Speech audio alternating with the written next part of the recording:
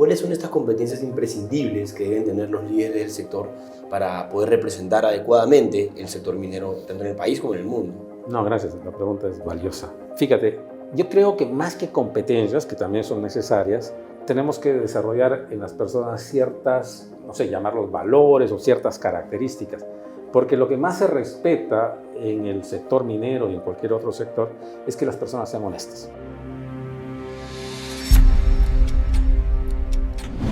Hola a todos, mi nombre es Gonzalo Vegaso, asociado senior de Trust Consulting. En esta oportunidad tengo el placer de presentarles a Wilmer Guadalupe, ejecutivo de negocios con más de 20 años liderando equipos multiculturales en minería, petróleo y gas. Experto en gestión de recursos humanos, transformación organizacional y negociación colectiva. Ingeniero de petróleo con MBA y certificación internacional en coaching ontológico. Reconocido por lograr objetivos importantes en negociación con sindicatos, maniobrar eficazmente procesos de reestructuración en diferentes unidades mineras y fomentar cambios culturales estratégicos. Hola Wilmer, ¿cómo estás? Bienvenido a un episodio más de Trust Talks. Es un gusto tenerte acá para poder conversar sobre tu experiencia. Gracias, Gonzalo. Yo estoy muy contento de estar aquí y te agradezco a ti y a través tuyo y a todo tu equipo por la invitación. Genial, Wilmer. Comenzamos un poco con las preguntas. Entonces, hemos podido revisar sobre tu trayectoria y hemos visto muy interesante tu experiencia liderando equipos en sectores duros como minería, como gas, y también teniendo una parte de coach ontológico, surfer, meditador. ¿Cómo este balance te ha ayudado a liderar equipos en el área de gestión humana? Interesante, ¿no? Interesante la pregunta y me lleva a la reflexión. O sea, de hecho que tanto el surf, tanto la meditación, te ayudan a estar un poco menos estresado de lo que normalmente estamos. Entonces eso ayuda a que puedas enfrentar los diferentes estímulos que hay en el reto de la industria con cierta enfoque, con cierta capacidad de no salir del foco, ¿no? O sea, la concentración. Claro, la importancia de mantener un buen balance de vida para poder operar al más alto desempeño y más aún en organizaciones tan demandantes de recursos naturales como las que has liderado. En ese sentido, tú lideraste una compañía como Glencore en un momento muy complicado como la pandemia, el COVID-19, un hito histórico. Digamos, desde tu perspectiva, ¿cuáles fueron los principales retos para el desarrollo de talento, la gestión de talento y la atracción inclusive también? Sí, fíjate, ahí hay un tema, ¿no? Hay un tema que cuando mencionas la pandemia, lo primero que se me viene a la cabeza son las situaciones que vivimos de la salud de nuestra gente, ¿no? Todos los días teníamos un comité de gerencia revisando qué es lo que estaba pasando en la organización, pero desde el punto de vista de la cantidad de personas que iban adquiriendo el COVID. Tuvimos 9 fallecidos por COVID, de los cuales eso es probablemente lo más complicado que nos haya pasado en ese tiempo. Manejar toda esa circunstancia. Algunos fallecidos fueron pocos dentro de la mina, pero algunos también en los lugares donde ellos viven. Entonces, ya no había la movilización que normalmente tienes de ir a apoyar a las personas, de estar al costado de los deudos. Entonces, ha habido retos muy interesantes que han llevado a las empresas, o en este caso hablando propiamente de Glencore, que llevaron a Glencore a tomar decisiones muy sólidas en cuanto a dar el soporte desde el punto de vista de identificar el COVID, de controlarlo, de trabajar de una manera completamente enfocados en cuidar la salud de nuestros trabajadores. En ese tiempo, por ejemplo, no hubo mucho proceso de selección.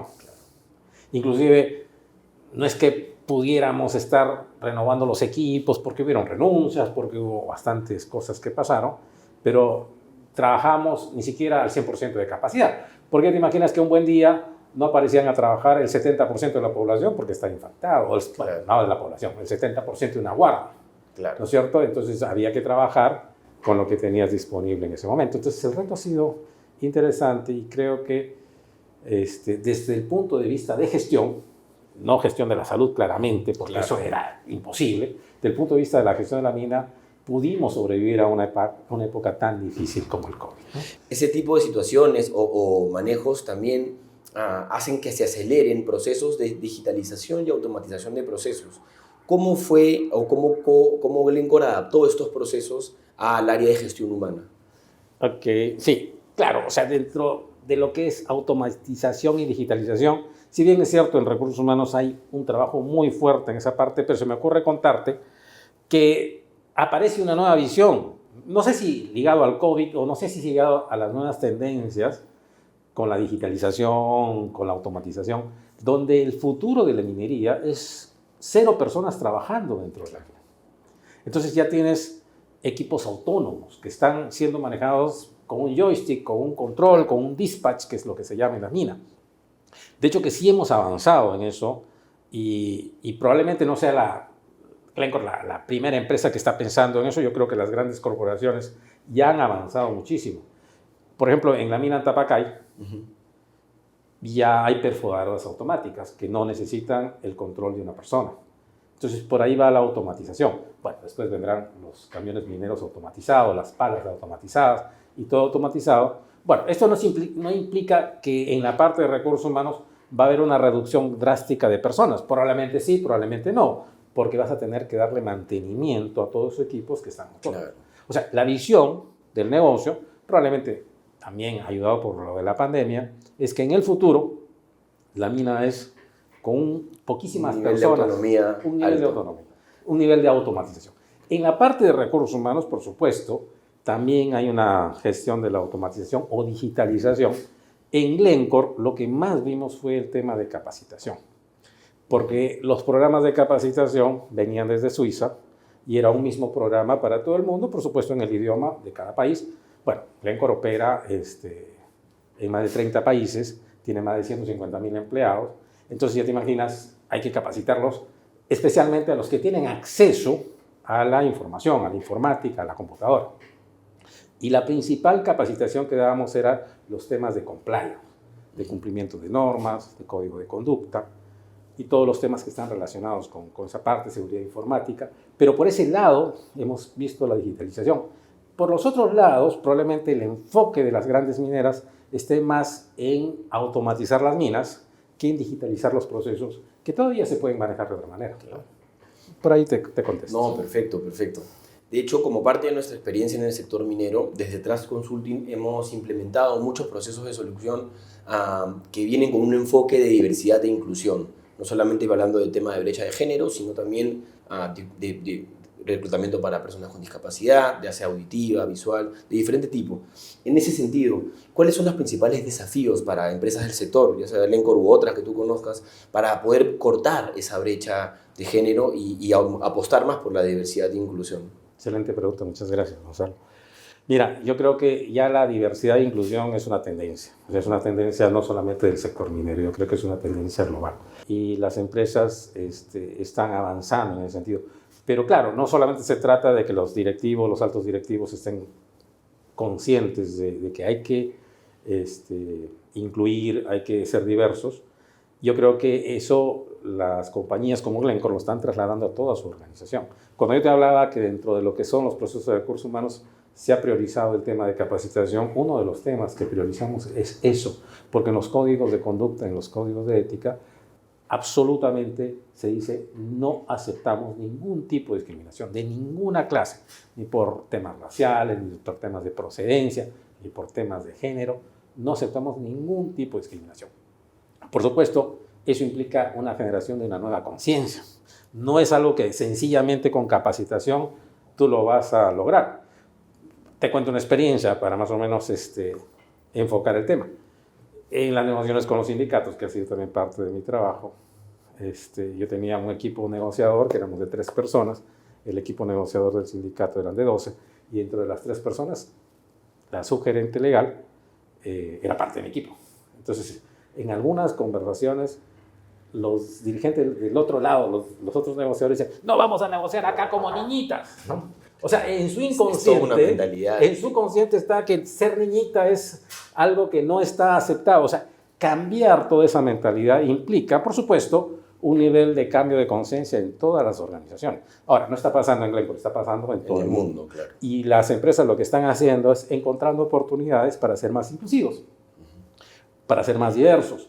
Probablemente lo más cercano y lo más visible puede ser el tema de género, o el tema de incluir gente de las comunidades aledañas a las operaciones mineras. Pero sí, o sea, hay una conciencia muy fuerte yo creo que de todos los sectores, de todas las empresas, por trabajar de manera inclusiva, ¿no? Perfecto. Justo comentando acerca de lo que hablabas de que hay ciertas dificultades o ciertos paradigmas o cosmovisiones sobre lo que es trabajar en el mundo minero, es verdad que también hay muchos estigmas sobre lo que significa trabajar en el mundo minero. A veces te dicen que eres un minero y dices no tienes respeto por el ambiente, no tienes respeto por las comunidades, eres una persona que está desfalcando el país. Hay ciertos estigmas. ¿Qué estrategias han tenido desde Glencore como parte de la comunicación para poder hacer nuevamente visible y atractivo que la gente venga a trabajar al sector minero? Interesante, ¿no?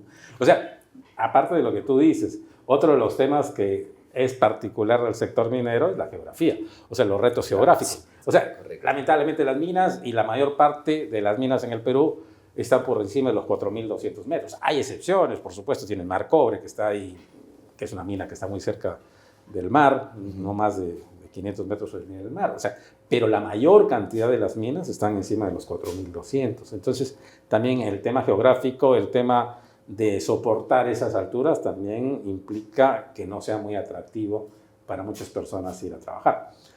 Entonces, lo que ha pasado, si uno revisa, es que tú ves el currículum y ustedes que tienen esa posibilidad de estar revisando el currículum, vas a encontrar una persona rotando por diferentes empresas mineras, ¿no? Estaba en Buenaventura, después se fue a otro grupo económico, y finalmente su currículum está plagado de minería, pero simplemente cambiando de un lugar a otro, ¿no es cierto? Lo que han hecho algunas empresas mineras, como para parar esa tendencia, yo lo tenía como indicador en una de las empresas que trabajé, es decirme, en este año, ¿cuántas personas que no son del sector minero has incorporado a trabajar en la mina?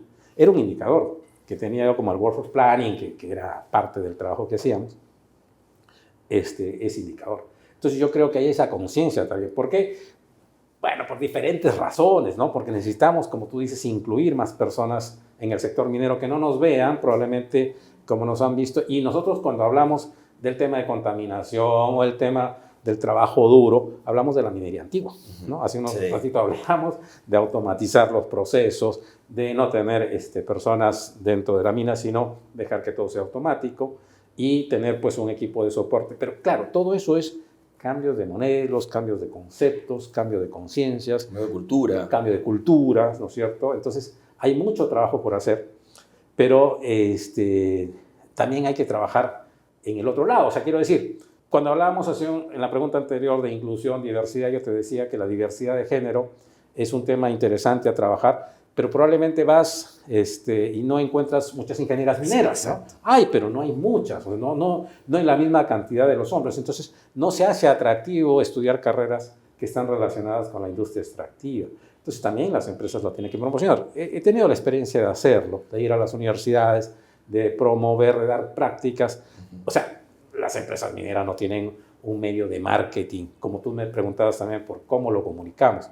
Es imagen de marca, ¿no? Claro. Hay que poner la imagen de marca. En algún momento, en una de las empresas que yo trabajé, hacíamos un proceso de selección a nivel de todo el país para reclutar practicantes. Claro.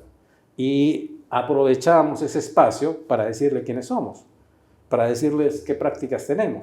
Entonces ya empieza a haber una tendencia a decir, mira, hay que estudiar ingeniería de petróleo porque eso lo está pidiendo Camisea, ¿no es cierto? Entonces ya empezamos a cambiar, pero es todo un proceso que va a tomar tiempo. No es atractivo el sector minero, y si uno le pregunta, yo tengo un hijo de 31 años, ingeniero, y pensar en que él va a ir a trabajar en el sector minero, o sea, lo hemos conversado varias veces porque ha habido oportunidades para él, me ha dicho no. Prefiero que claro. Sí, ¿no? Pues es algo que sucede. ¿Qué sucede? ¿No?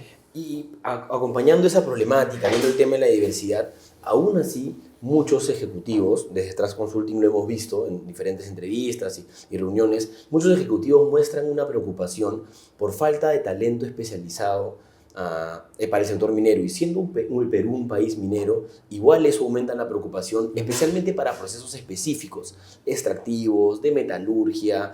Muchas veces las grandes compañías optan por traer profesionales de Chile, de Australia, de Canadá, porque tienen otros procesos y manejan otros volúmenes. ¿Te ha tocado enfrentar esta problemática desde Glencore? ¿Cómo has podido resolver esta situación? A ver, sí, lo primero que se me ocurre contestarte Por favor. que no he tenido ese problema. O sea, personal técnico en el Perú, ingenieros de minas, ingenieros metalurgistas, ingenieros mecánicos, hidráulicos, hidrológicos, ingenieros geólogos, o sea, los encuentras. Hay muy buenas universidades formando ese tipo de profesionales en el Perú y tienen competencias técnicas muy sólidas. Las veces que hemos ido afuera a reclutar ha sido cuando no hay experiencia en el Perú sobre el mineral que vamos a procesar. Me acuerdo muy bien cuando trabajé en Minera Barrick, íbamos a abrir la mina Lagunas Norte, había mucho carbón. Claro. Y en el Perú no hay experiencia con carbón. Entonces buscamos un profesional, encontramos un gerente canadiense que lo teníamos en ese momento en Colombia y lo trajimos. ¿Por qué? Porque necesitamos experiencia en carbón. O sea, cuando hemos ido afuera a buscar es porque no tenemos experiencia en algo específico. Pero si tenemos la experiencia en el cobre, en el oro, en el zinc, en la plata, yo creo que los profesionales peruanos son muy sólidos en las competencias técnicas. Pero déjame agregar algo. A veces la conversación de gente de recursos humanos dice, los contratamos por sus competencias técnicas y no avanzan en las empresas por sus competencias personales, sus competencias blandas, ¿no? Entonces, a veces las empresas ya están trabajando ese tema de que al personal técnico darle un rol de liderazgo más fuerte, ¿no? Entonces, pero sí, yo diría que no, el Perú, gracias a Dios, no tiene ese problema de reclutar profesionales técnicos. Perfecto. De hecho, hablando un poco de eso y con miras al 2025 y más allá, hay ciertas habilidades clave para el desarrollo de liderazgo en el sector minero. Según tu experiencia, ¿cuáles son estas competencias imprescindibles que deben tener los líderes del sector para poder representar adecuadamente el sector minero, tanto en el país como en el mundo? No, gracias. La pregunta es valiosa. Fíjate, yo creo que más que competencias, que también son necesarias, tenemos que desarrollar en las personas ciertas, no sé, llamarlos valores o ciertas características. Porque lo que más se respeta en el sector minero y en cualquier otro sector es que las personas sean honestas. Por ejemplo, cuando una persona es honesta y dice lo que hace y hace lo que dice, entonces ahí hay un nivel de relacionamiento bastante bueno, ¿no? Y si esa persona es un jefe, tiene una posición de liderazgo, eso es multiplicador. Entonces, honestidad es clave para el tema, ¿ya? Integridad, honestidad, desde el punto de vista del concepto de que digo lo que hago y hago lo que digo, ¿no? También es importante que las personas ya vengan con una visión clara. Yo me vengo a quedar en el sector minero y quiero ser la mina más eficiente, la planta más eficiente, el proceso, o sea, tener una visión clara y esa visión trasladársela a los equipos con los que trabajan. Pero el que te responde, el que es parte de tu equipo, no te va a respetar si no tienes competencias técnicas. Ahí entra la pregunta específica. La persona también tiene que ser competente. Honesto, visionario, competente y también tiene que ser capaz de inspirar a los otros. O sea, yo digo esas 4 características que yo puedo decir que en mi experiencia la he visto muy clara. Si yo le pregunto a las personas, probablemente alguien te va a decir que sea justo, ¿no? Pero cuando vas a medirlo estadísticamente y tienes una gran masa de personas, esas 4 características que te digo, honestidad, visión, competencia y capacidad de inspirar a otros, aparece como las más demandadas, como que están en la moda de lo que la mayor parte de la gente quiere. Entonces yo diría que si las personas tienen esas 4 características, apoyado por un nivel de humildad, ¿no? Y de tenacidad para lograr sus objetivos, yo creo que por ahí va qué tipo de liderazgo necesitamos en la industria, y no solamente minera, ¿no es cierto?, sino en la industria en general. Y cuando ya nos vamos a las competencias específicamente, o sea, las competencias están definidas como aquellos conocimientos, habilidades y actitudes que permiten a una persona tener éxito en un puesto de trabajo en un contexto organizacional. Entonces, ya yendo ya más a resultados, yo diría que la adaptabilidad a diferentes situaciones y el poder ser alineado con las estrategias de la compañía es algo que se valora muchísimo en las organizaciones, ¿no? Excelente, gracias por comentarme un poco eso. Hablando todavía un poco del desarrollo de liderazgo, hemos visto que muchas veces para posiciones de liderazgo importante en compañías mineras, en el sector, proveedores también, se mira mucho de manera reactiva más que proactiva. Y esto inclusive se ha puesto en evidencia un poco en los cambios generacionales que hay dentro de las compañías, tanto en el sector minero como en otros. Vemos que hay muchos perfiles que, como tú dices, mueven siempre en el sector minero y tienen 40, 50, 60 años en el sector minero, y ahora las compañías están apostando por un cambio cultural. Eso que muchas veces a muchos líderes con un nivel de seniority alto les puede costar. ¿Cómo ves tú esa problemática? ¿Cómo lo has manejado desde Glencore? Sí, claro. Lo que pasa es que cuando por ejemplo, hay algunas empresas mineras que compran ya una mina hecha, ¿no es cierto? Claro. Y ya compran una cultura, compran un liderazgo, compran unas competencias. Pero su visión que ellos tienen es una visión distinta probablemente de lo que ya encuentran ahí. Probablemente viene una compañía como Glencore que tiene una visión global de mover gente a nivel del mundo, de traer talento de Perú y llevarlo a Sudáfrica, pero esas personas que han estado en otro ámbito, en otra cultura, no lo creen. O sea, ¿no? Entonces, ahí se necesita hacer un trabajo de concientización. Vuelvo al tema de que hay que desarrollar la conciencia y hay que comunicar. Me hiciste una pregunta de cómo se comunica, y yo creo que la estrategia que yo he visto en Glencore de comunicar este tipo de cambios, cuál es la visión de Glencore, es obligándonos a hacer los cursos y aprobándolos, por ejemplo. O sea, el curso no te cambia la conducta, pero te hace saber qué es lo que busca Glencore sobre ti. Y algo que yo he visto que se ha posicionado muy fuerte es el tema del compliance. Nadie puede trabajar en Glencore si no está alineado con el código de conducta, con los valores de la compañía, con la conducta que se espera. Entonces, pero antes probablemente no sucedía eso. O sea, hemos visto, no voy a mencionar nombres para no entrar en polémicas, pero el desprestigio del sector minero, porque decían, vienen con sus camionetazas, aparecen, no sé, lugares que no antes había en la ciudad porque estos traen plata. Entonces, eso yo ya creo que no existe más en la minería. La minería está buscando que todos se conviertan en personas que representen el nombre de la empresa, y que para que representen correctamente ese nombre tienen que cumplir los códigos de conducta, los códigos de ética que desde el corporativo se maneja. Y que son estándar en todo el globo, ¿no? En todos los países donde se opera. No, espectacular. Y definitivamente eso ayuda a que el estándar de calidad de los perfiles y de que cómo ellos se manejen ayude a que el cambio generacional sea más adaptable. En ese sentido es, oye, si la compañía o el compliance o el mundo se está yendo de un lado y un personal no se adapta, definitivamente la compañía tiene que velar por cuidar también la parte de compliance, la parte del personal que tiene a cargo, porque como tú dices, es muy fácil desprestigiar el nombre de la mina o la minera por el actuar de algunas personas que evidentemente pueden de mal tomar el nombre de la compañía para actuar de cierta forma, ¿no? Y eso se ve en todas las provincias y en todas las unidades mineras y en todas las compañías. Eso no es no solo peruana, sino internacional. Así es, estoy de acuerdo contigo. En ese sentido también el sector minero sabemos que es un sector muy afectado por los cambios geopolíticos y definitivamente durante todo el tiempo que has trabajado has pasado por muchísimos cambios geopolíticos fuertes e importantes. ¿Cómo se adapta la estrategia de gestión de talento a estos cambios geopolíticos? Excelente pregunta. O sea, yo creo que no solamente recursos humanos, pero hablando específicamente de recursos humanos, se tiene que alinear con la estrategia de la compañía. Vienes a una compañía, te dicen, esta es la estrategia. Por supuesto, para no complicar el nombre estrategia, es en qué estamos, ¿no? ¿Qué cosa es lo que vamos a hacer los siguientes años? ¿Cuál es el foco de la empresa en este momento? Entonces, te tienes que adaptar como recursos humanos, te tienes que adaptar. Y para no hacerlo más complicado, por ejemplo, en el 2020, en la reunión que tengo con mi gerente en ese momento, me dice, Wilmer, vamos a vender las minas.